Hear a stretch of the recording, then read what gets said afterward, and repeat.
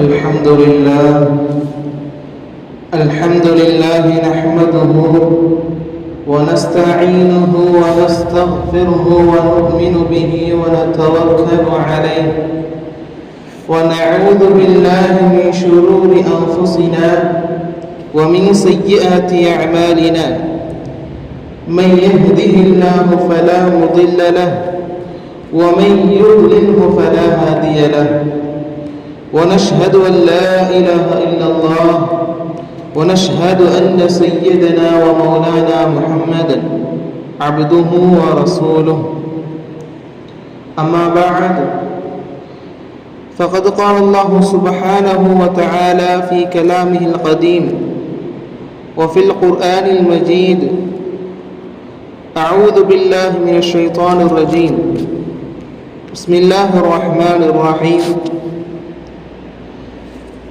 واتخذ الله إبراهيم خليلا.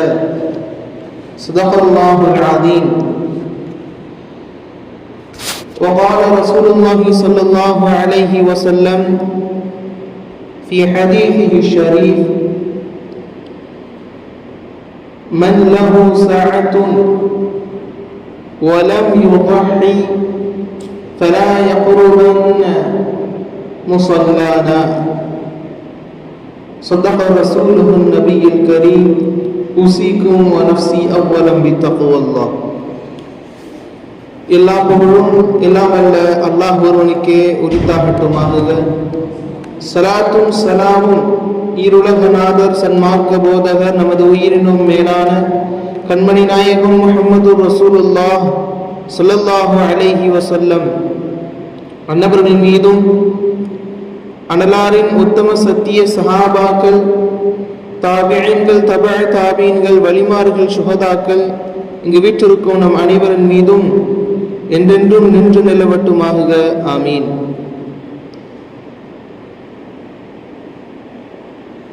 சங்கைக்குரிய துல்ஹஜ்ஜினுடைய பிறை நான்கிலே நாம் வீற்றிருக்கிறோம். துல்ஹஜ் மாதம் வந்துவிட்டாலே நாம் நபி இப்ராஹிம் அலைஹிஸ்ஸலாம் அன்னவர்களுடைய வாழ்க்கை வரலாறுகளையும் அன்னவர்களுடைய தியாகங்களையும் அன்னவர்கள் என்னென்ன அல்லாஹ்விற்காக செய்தார்கள் போன்ற நிகழ்வுகளை நாம் கூறாமல் கடக்க முடியாது.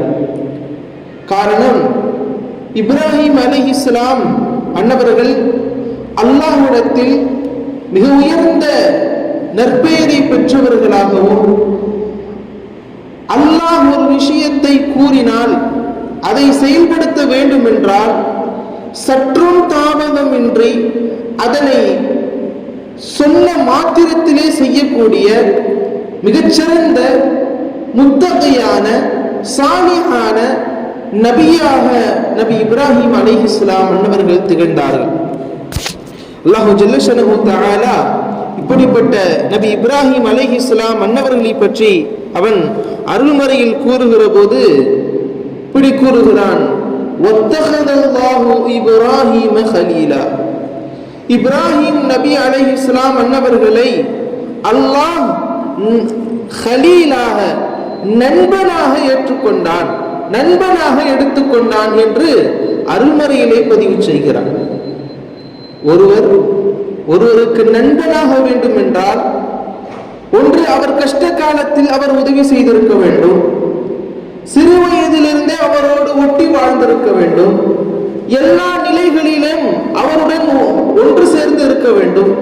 சாதாரணமாக நமக்கு அப்படி உயர்ந்த அல்லாஹு ஜல்ல ஷஅனுஹு தஆலாவிற்கு நண்பனாக வேண்டும் என்றால் எந்த அளவிற்கு நபி இப்ராஹிம் அலைஹிஸ்ஸலாம் அன்னவர்கள் அல்லாஹ்விற்காக தியாகங்களை செய்திருப்பார்கள். அல்லாஹ்விற்கான தியாகத்தை செய்ததால் தான் நபி இப்ராஹிம் அலைஹிஸ்ஸலாம் அன்னவர்களை அல்லாஹ் கலீல் என்கிறார்.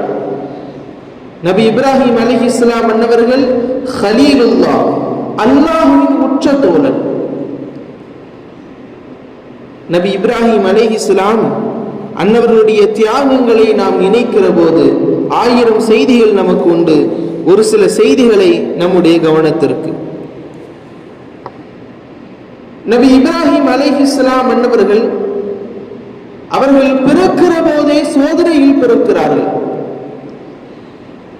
இந்த உலகத்தை ஆண்ட 4 மன்னர்களில் ஒரு மன்னர் நம்ரூத். அந்த நம்ரூத் உலகத்தை முழுவதும் ஆண்டான். அவனுக்கு ஒரு நாள் கனவு வந்தது. தன்னை ஒருவர் கொல்வது போல கனவை அவர் காண்கிறார். அடுத்த நாள் அவருடைய அமைச்சரவையில் கனவை பற்றிய விளக்கங்களை தெரிந்தவர்களை அழைத்து இந்த கணவருக்கு என்ன விளக்கம் என்று கேட்கிறார். வந்தவர்கள் கூறினார்கள், உங்களை அழிப்பதற்கு ஒருவர் இந்த உலகத்தில் தோன்ற போகிறார். எப்படி ஃபிரௌனுக்கு மூசா அலைஹிஸ்ஸலாம் மன்னவர்கள் கனவில் தோன்றினார்களோ அதுபோல, ஃபிரௌனுக்கு சொல்லப்பட்ட செய்திகள் போல நபி இப்ராஹிம் அலைஹிஸ்ஸலாம் மன்னவர்கள் பற்றியான செய்தியை நம்ரூத் இடத்தில் கூறப்பட்டது. எனவே நம்ரூதும் கட்டளையிட்டான், எந்த குழந்தையும் எந்த ஆண் குழந்தைகளும் இந்த ஊரில் பிறக்கக்கூடாது, பிறக்கிற குழந்தைகள் கொல்லப்பட வேண்டும் என்று கட்டளை விதித்தான். அல்லாஹ் நாடினான், நபி இப்ராஹிம் அலைஹிஸ்ஸலாம் என்பவர்கள் எப்போது நம்ரூத் மக்களை ஆண் மக்களை கொல்ல வேண்டும் என்று அவன் கூறினானோ அந்த காலகட்டத்திற்குள்ளேயே நபி இப்ராஹிம் அலைஹிஸ்ஸலாம் என்பவர்கள் பிறக்கிறார்கள். நபி இப்ராஹிம் அலைஹிஸ்ஸலாம் அன்னவர்கள் பிறந்து அவர்களின் சிறு வயதிலிருந்து அல்லாஹ் என்றால் யார் என்ற சிந்தனையோடு தான் அவர்கள் இருந்தார்கள். யார் நம்முடைய இறைவன் என்ற தேட்டம் அவர்களின் சிறு வயது குழந்தை முதலே அவர்களுக்கு துவங்கியது. எந்த அளவிற்கு என்றால் அவர்களுடைய தந்தை ஆசர் என்று சொல்லப்படுகிறது. அவர்கள் சிலைகளை வடிப்பவர்கள். மக்களுக்கு அவர்களுடைய சிலைகளை வடித்து கொடுப்பதுதான் ஆசர் அவர்களுடைய வேலை. இப்படி இருக்கையில் ஆசர் அவர்கள் கேட்டார்கள், ஆசர் அவர்களிடம் நபி இப்ராஹிம் அலைஹிஸ்ஸலாம் மன்னவர்கள் கேட்டார்கள், இந்த சிலைகளையா நீங்கள் வணங்க போகிறீர்கள்? தந்தையே, யா அபதி, ஏன் இந்த சிலைகளை நீங்கள் வணங்குகிறீர்கள்? தந்தையை பாசமாக அழைத்த நபி இப்ராஹிம் அலைஹிஸ்ஸலாம் மன்னவர்கள் இன்னும் சற்று கூடுதலாக கேட்டார்கள், அந்த சிலைகள் நமக்கு உதவிகளை புரியாது, நாம் செய்கின்றவற்றை பார்க்காது, நாம் சொல்வதை கேட்க முடியாது. அப்படி இருக்கிற சிலைகளையா நீங்கள் வணங்க வேண்டும் என்று கூறுகிற போது உச்சகட்டத்தில் அவர்களுடைய தந்தை கூறினார்கள், நீ அமைதியாக இருக்கவில்லை என்றால் நான் உன்னை கல்லால் அடிப்பேன் என்றார்கள். தந்தையை சலாமோடு சாந்திப்படுத்தினார்கள் நபி இப்ராஹிம் அலைஹிஸ்ஸலாம் என்பவர்கள். ஆனாலும் அவர்களுடைய மனதில் இருக்கிற தேட்டம் குறையவில்லை. நாட்கள் கடந்தன, வருடங்கள் கடந்தன, அவர்களுடைய கொள்கை அப்படியே நிலைத்து நின்றது. ஊரில் இருக்கிற எல்லா மக்களும் பெருநாளுக்காக ஒரு இடத்தில் ஒன்று கூடி எல்லாரும் கொண்டாடுவார்கள். அப்படி ஊருக்கு வெளியே எல்லா நபர்களும் சென்றார்கள், நபி இப்ராஹிம் அலைஹிஸ்ஸலாம் மன்னவர்களை தவிர. ஏன் என்று மக்கள் கேட்கிற போது, இன்னி சகீப், நான் நோயாளியாக இருக்கிறேன் என்று கூறினார்கள். எல்லா நபர்களும் சென்றதும் எல்லா நபர்களுடைய வீட்டினுடைய வாசலில், வீட்டிற்கு முன் பகுதிகளில் அவர்களுடைய மூதாதையர்களை அவர்கள் எண்ணி அவர்களை அப்படியே வடித்து சிலைகளாக, அவர்கள் சின்ன சின்ன சிலைகள், அதைவிட பெரிய சிலைகள், அதைவிட பெரிய சிலைகள் எல்லாம் வைத்திருப்பார்கள். அப்படி நபி இப்ராஹிம் அலைஹிஸ்ஸலாம் மன்னவர்கள் இருக்கிற எல்லா சிலைகள், சின்ன சின்ன சிலைகள், வீட்டின் வாசலுக்கு முன்னால் வைத்த சிலைகள், எந்த சிலைகள் எல்லாம் வீட்டிற்கு வெளியே இருந்தனவோ எல்லா சிலைகளையும் அவர்கள் அடித்து நொறுக்கினார்கள். அதிலே அந்த சிலைகளில் மிகப்பெரிய ஒரு சிலை மற்றும் இருந்தது. அந்த சிலையினுடைய கையில் கோடாலியை கொடுத்தார்கள் நபி இப்ராஹிம் அலைஹிஸ்ஸலாம். பெருநாளை எல்லாம் முடித்து ஊருக்கு திரும்புகிற நபர்கள் பார்க்கிறார்கள். பார்த்தால் எல்லா சிலைகளும் முடிக்கப்பட்டிருக்கிறது அந்த பெரிய சிலைகளை தவிர. அந்த பெரிய சிலையினுடைய கையில் கோடாலி இருக்கிறது. மக்கள் சிந்தித்தார்கள், இந்த செயல்களை யார் செய்திருக்க முடியும்?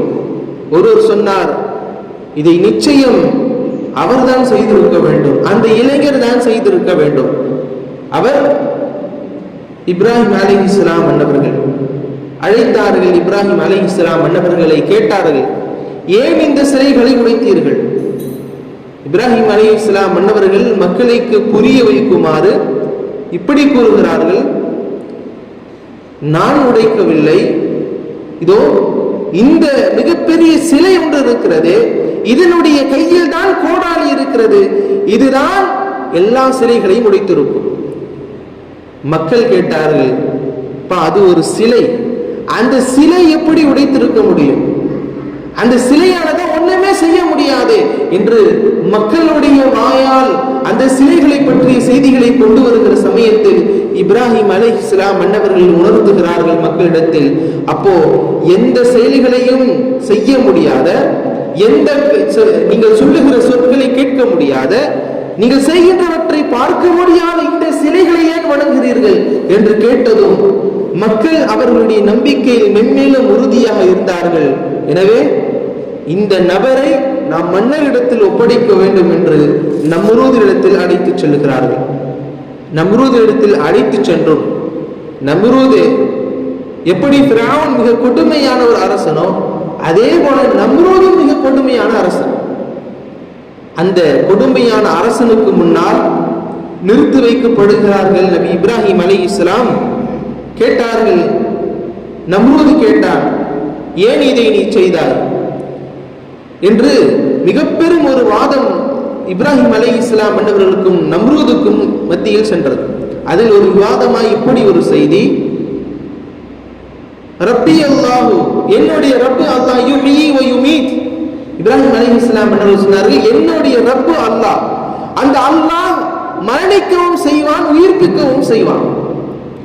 நம்ரூது கொஞ்ச நேரம் இருந்து 2 கைதிகளை அழைத்து வர சொன்னார். ஒரு கைதியை உயிரோடு அனுப்பிவிட்டான், ஒரு கைதியை கொன்றான்.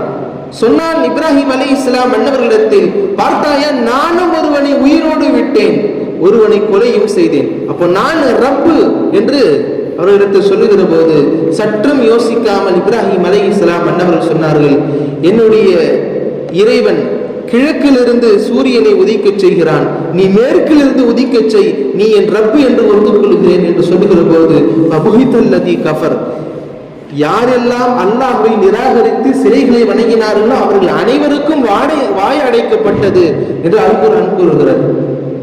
கோபத்தின் உச்சக்கட்டத்தில் நபி இப்ராஹிம் அலைஹிஸ்ஸலாம் மன்னவர்களை நெருப்பு குண்டத்தில் எரிகிறார்கள். அல்லாஹ்வின் உதவி நபி இப்ராஹிம் அலைஹிஸ்ஸலாம் மன்னவர்களுக்கு கிடைக்கிறது. நெருப்பும் குளிர்ச்சியாக மாறுகிறது.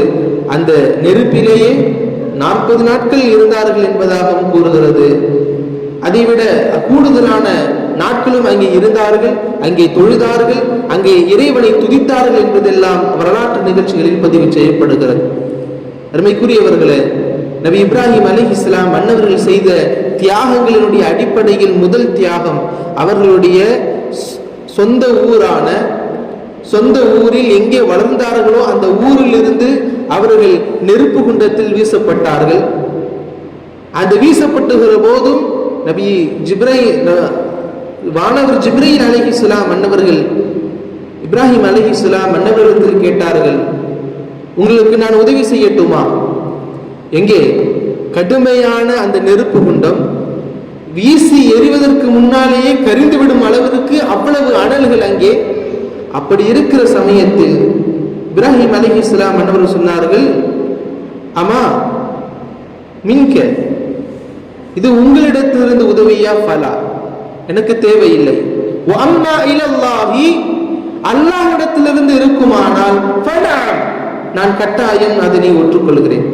நீங்கள் எனக்கு உதவி செய்ய வேண்டாம், நமக்கான அல்லாஹ் எனக்கு உதவி செய்வானால் நான் அதனை ஏற்றுக்கொள்கிறேன் என்ற நிபந்தனை கேட்டார்கள். ஜிப்ரீல் அலைஹிஸ்ஸலாம் மன்னவர்களும் அப்படி இருந்தார்கள். வானவர்களும் உதவி செய்யவில்லை. அல்லாஹுவால் அவர்களுடைய தியாகத்தால் நபி இப்ராஹிம் அலைஹிஸ்ஸலாம் மன்னவர்களுக்கு கிடைத்தது நெருப்பும் குளிர்ச்சியாக மாறியது. இது நபி இப்ராஹிம் அலைஹிஸ்ஸலாம் மன்னவர்களின் முதல் தியாகம். அடுத்ததாக நபி இப்ராஹிம் அலைஹிஸ்ஸலாம் மன்னவர்கள் அந்த ஊரிலிருந்து வேறு ஊருக்கு மாற்றப்படுகிறார்கள். வேறு ஊருக்கு புலம்பெயர்ந்து போகிறார்கள். புலம்பெயர்ந்து போகிற போது அவர்களுக்கான மனைவியும் அங்கே கிடைக்கிறார்கள், சாரா அம்மையார் அவர்கள். நீண்ட நெடிய நாட்கள், சுமார் 10-20 வருடங்கள் அல்ல, 50 வருடங்கள் அல்ல, சுமார் 83 வருடங்கள் 83 வருடங்கள் தன்னுடைய மனைவியோடு குழந்தைகள் இல்லாமல் வாழ்ந்தார்கள் நபி இப்ராஹிம் அலைஹிஸ்ஸலாம். அல்லாஹ்விடத்தில் நெருக்கம் பெற்றவர்கள், ஆனால் அவர்களுக்கு குழந்தை இல்லாமல் இருந்தது. ஆனால் ஒருபோதும் அதனை பொருட்படுத்தாத இப்ராஹிம் அலைஹிஸ்ஸலாம் அன்னவர்களுடைய வாழ்க்கை எல்லா நேரத்திலும் அல்லாஹ்வை அவர்கள் விட்டு கொடுக்காமல் வாழ்ந்தார்கள். சாரா அம்மையார் அவர்களிடத்திலிருந்து ஒரு அடிமை பெண் அவர்களுக்கு பரிசாக அளிக்கப்படுகிறது. நீங்கள் திருமணம் முடித்துக் கொள்ள வேண்டுமா? ஹாஜரா அம்மையார் அவர்கள் கொடுக்கப்படுகிறார்கள் நபி இப்ராஹிம் அலைஹிஸ்ஸலாம் மன்னவர்களுக்கு மனைவியாய். பின்பு ஹாஜரா அம்மையார் அவர்களுக்கு தான் குழந்தை உண்டாகுகிறது. நபி இஸ்மாயில் அலைஹிஸ்ஸலாம் அன்னவர்களும் பிறக்கிறார்கள். நபி இப்ராஹிம் அலைஹிஸ்ஸலாம் அன்னவர்களுடைய அன்பிற்கும் பாசத்திற்கும் மிகுந்த வலிமை ஊட்டும் விதமாய் இஸ்மாயில் அலைஹிஸ்ஸலாம் அன்னவர்கள் வாழ்ந்தார்கள். அவர்கள் கொஞ்சம் கொஞ்சமாக வளர வளர நபி இப்ராஹிம் அலைஹிஸ்ஸலாம் அன்னவர்களுடைய அந்த பாசமும் நேசமும் சற்று கூடுதலாகவே இருந்தது. பின்பு அல்லாஹ்விடத்திலிருந்து செய்தி வந்தது, நீங்கள் மக்காவிற்கு செல்ல வேண்டும் என்று. அந்த ஊரை விட்டு மீண்டும் மக்காவிற்கு புலம்பெயர்ந்தார்கள். நபி இப்ராஹிம் அலைஹிஸ்ஸலாம் அன்னவர்கள் மீண்டும் ஒரு புலம்பெயர்தல், எந்த ஒரு உயிரினங்கள் இல்லாமல் தண்ணீர் இல்லாத ஒரு இடமாக இருந்த மக்காவில் அவர்களுடைய மனைவி மக்களை விட்டு செல்கிறார்கள். இது நபி இப்ராஹிம் அலைஹிஸ்ஸலாம் அன்னவர்கள் இரண்டாவது தியாகம். மூன்றாவதாக விட்டு சென்ற இப்ராஹிம் அலைஹிஸ்ஸலாம் அன்னவர்கள் மீண்டும் ஊருக்கு வருகிறார்கள். ஊருக்கு வந்து தன் மகனோடு விளையாடுகிறார்கள், கட்டி அணைக்கிறார்கள். பாசத்தின் உச்சத்தில் நபி இப்ராஹிம் அலைஹிஸ்ஸலாம் அன்னவர்களோடு அவர்கள் இருந்தார்கள். ஆனால் அல்லாஹ்விடத்திலிருந்து செய்தி வந்தது, நீங்கள் உங்களுடைய மகனை அறுக்க வேண்டும். தன் மகனிடத்தில் சொன்னார்கள், இன்னி அராஃபில் மனாமி அன்னி அஸ்பஹுக, உன்னை நான் அறுப்பது போல கனவுகளை கண்டேன். சற்றும் யோசிக்காத இஸ்மாயில் அலைஹிஸ்ஸலாம், அதனை நீங்கள் நிறைவேற்றுங்கள். சதஜிதுனி இன்ஷா அல்லாஹு மினஸ் ஸாபிரீன், நாம் பொறுமையாளிகளாக நாம் இருப்போம் என்று இஸ்மாயில் அலைஹிஸ்ஸலாம் அன்னவரிடத்தில் முன்னால் அவர்கள் கேட்டார்கள். இஸ்மாயில் அலைஹிஸ்ஸலாம் அன்னவர்கள் ஒப்புக்கொள்கிறார்கள். நபி இப்ராஹிம் அலைஹிஸ்ஸலாம் ஒப்புக்கொள்கிறார்கள்.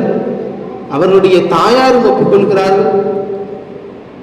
தன்னுடைய சொந்த மகனை அறுக்க வேண்டும் என்ற கனவில் வந்ததும் உடனே நிறைவேற்றுகிறார்கள் இப்ராஹிம் அலைஹிஸ்ஸலாம். நிறைவேற்றுகிற போது அழுகையோடு அவர்கள் நிறைவேற்றுகிற சமயத்தில் கத்தியை தீட்டி தன் மகனை அறுக்க வேண்டும் என்று அறுக்க முற்படுகிறார்கள். கத்தி அறுபடவில்லை. அல்லாஹு ஜல்லஷனஹு தஆலாவிடத்தில் செய்தி வந்தது, வஹியை கொண்டு வந்தார். அது சத்தஹத ருயா, நீங்கள் உங்களுடைய கனவை நீங்கள் உண்மைப்படுத்தி விட்டீர்கள். அல்லாஹு ஜல்லஷனஹு தஆலா அதன் பின்தான் ஃபதபஹனாஹு பி ذبحன் ஆலீம் ஹலீம், அவர்களுக்கு மாற்றாக வேறொரு பலியான ஆடுகளை நாம் கொடுத்து அவர்களை நாம் மாற்றச் செய்தோம் என்று அல்லாஹ் ஜல்லஷனஹு தஆலா கூறுவார். இது நபி இப்ராஹிம் அலைஹிஸ்ஸலாம் அன்னவர்களுடைய தியாகங்களில் மிக உயர்ந்த தியாகம். தன் உயிருக்கு உயிரான பாசத்திற்கு உரித்தான மகனை அறுப்பது. அல்லாஹ் ஜல்லஷனஹு தஆலா இதை பார்த்துதான் மென்மேலும் இப்ராஹிம் அலைஹிஸ்ஸலாம் அன்னவர்களை தன்னோடு நெருக்கமாக வைத்துக் கொண்டார். அருமைக்குரியவர்களே, இன்னும் சில 5 நாட்கள் நாமும் குர்பானி கொடுப்பதற்காக காத்திருக்கிறோம். ஏன் குர்பானி கொடுக்க வேண்டும் என்ற சிந்தனை நமக்கு வருகிற போது நபி இப்ராஹிம் அலைஹிஸ்ஸலாமுடைய தியாகம் நமக்கு கண் முன்னால் வர வேண்டும். இப்ராஹிம் அலைஹிஸ்ஸலாம் தன் பாசத்திற்கு உரித்தான மகனை அறுப்பது போல நாமும் ஒரு பிராணியை வளர்த்து அதன் மேல் நாம் பாசத்தை வைத்து அதனை அறுக்கிற போது நமக்கான கஷ்டங்கள் நம் கண் முன்னால் வர வேண்டும். ஒவ்வொரு குர்பானியை கொடுக்கிற நாம் குர்பானி பிராணியை அறுக்கிற போதெல்லாம் நம்முடைய நினைவுக்கு வர வேண்டியவை, நாம் அல்லாஹ்விற்காக மட்டுமே இந்த உலகத்தில் வாழ்கிறோம், அல்லாஹ்விற்காக எதையும் செய்ய வேண்டும் என்ற மன நிய்யத்தோடு நாம் அதனை செய்ய வேண்டும். அருமைக்குரியவர்களே, குர்பானியை கட்டாயம் நாம் தர வேண்டும். அருமைநாயகம் ஸல்லல்லாஹு அலைஹி வஸல்லம் மன்னவர்கள் சொல்கிறார்கள், மன் லஹு ஸஅத்துன் வலம் யுதஹி ஃபலா யக்ரபன்ன முஸல்லானா. யாருக்கு வசதி வாய்ப்புகள் இருந்தும் குர்பானியை கொடுக்காமல் இருக்கிறார்களோ அவர்களுக்கு அவர் நம்முடைய தொழுமிடத்தை நெருங்க வேண்டாம் என்கிறார்கள் ஸல்லல்லாஹு அலைஹி வஸல்லம் அன்னவர்கள். அருமைக்குரியவர்களே, ஸல்லல்லாஹு அலைஹி வஸல்லம் அன்னவருடைய வாழ்க்கையில் இந்த குர்பானியை கட்டாயம் அவர்கள் கொடுத்திருக்கிறார்கள். ஸல்லல்லாஹு அலைஹி வஸல்லம் அன்னவர்கள் எப்படி குர்பானியை கொடுத்தார்கள் என்று சொல்லுகிற போது, பி அம்லஹைன் அல் அக்ரனைன், கொம்புள்ள 2 வெள்ளையும் கருப்பும் நிறமும் உண்டான ஆடுகளை அவர்கள் குர்பானி கொடுத்ததாக வரலாறுகள் கூறுகிறது. யாரெல்லாம் குர்பானி கட்டாயம் கொடுக்க வேண்டும்? அவர்களுடைய சக்தி என்ன? ஒரு முஸ்லீமாக இருந்து அவர் வயோதிகத்தை, அதாவது 15 வயதை அடைந்த ஒரு நபர், அவர் ஆணாக இருக்கட்டும் பெண்ணாக இருக்கட்டும், மேலும் அவர்களுக்கான செல்வம் உண்டான சக்தி, ஒருவனுக்கு 615 கிராம் அளவிற்கு வெள்ளியோ அல்லது நம்முடைய காசு பணத்தினுடைய அளவுகள் பொறுத்தவரை சுமார் 1.25 லட்சம் பணமாக அல்லது அதற்கு ஈடாக உள்ள தங்கம் எவ்வளவு ஒரு மனிதனிடத்தில் இருக்கிறதோ, தங்கம் என்று பார்க்கிற போது 85 கிராம் அளவிற்கு ஒரு மனிதனிடத்தில் தங்கம் இருந்தால் அவர்கள் கட்டாயம் குர்பானியை தர வேண்டும். இந்த குர்பானியை கொடுக்கிற போது அதனுடைய பிராணி மிக முக்கியமானவை. நாம் ஆடு கொடுப்பதாக இருந்தாலும் சரி, மாடுகளை கொடுப்பதாக இருந்தாலும் சரி, நமக்கானது அந்த பிராணியை பரிசுத்தமான, சுத்தமான, ஆரோக்கியமான பிராணியாக இருக்க வேண்டும். குறைகள் ஏதேனும் இருந்தால் அந்த பிராணிகளுடைய குர்பானி ஏற்றுக்கொள்ளப்படாது. இன்னும் சில முக்கியமான ஒரு செய்தி, நாம் கூட்டு குர்பானியாக மாட்டில் நாம் சேருகிறோம் என்றால் 7 நபர்கள் நாம் பங்குகளை தருகிறோம். இதில் சில நபர்கள் குர்பானியை கொடுக்கிற போது அவர்களுடைய நேர்ச்சியை நியத்து செய்து சில நபர்கள் கொடுப்பதும் உண்டு. அப்படி இருக்கிற நபர்கள் நம்முடைய குர்பானியினுடைய பங்குகளில் இருக்கிறார்கள் என்பதை பார்க்க வேண்டும். காரணம், ஒரு மாட்டில் 7 நபர்கள் பங்கு கொடுக்கிறார்கள் என்றால் அதில் ஒரு நபர் நேர்ச்சைக்காக கொடுக்கிறேன் என்று நியத்து வைத்தால் மற்ற 6 நபர்களுடைய குர்பானி ஏற்றுக்கொள்ளப்படாது. காரணம், குர்பானியினுடைய கறி வேறு, நாம் கொடுக்கிற நேர்ச்சியினுடைய கறி வேறு. எனவே அருமைக்குரியவர்களே, நாம் கொடுக்கிற குர்பானி எந்த அளவிற்கு பரிசுத்தமாக இருக்கிறது என்பதை நேரடியாக நாமே சென்று நாம் அதனை பலியிட்டு நாம் கொடுப்பது என்பது மிகச்சிறந்தது. அதிலும் குறிப்பாக செல்வங்கள் நிறைந்திருக்கிற நாம் ஆட்டை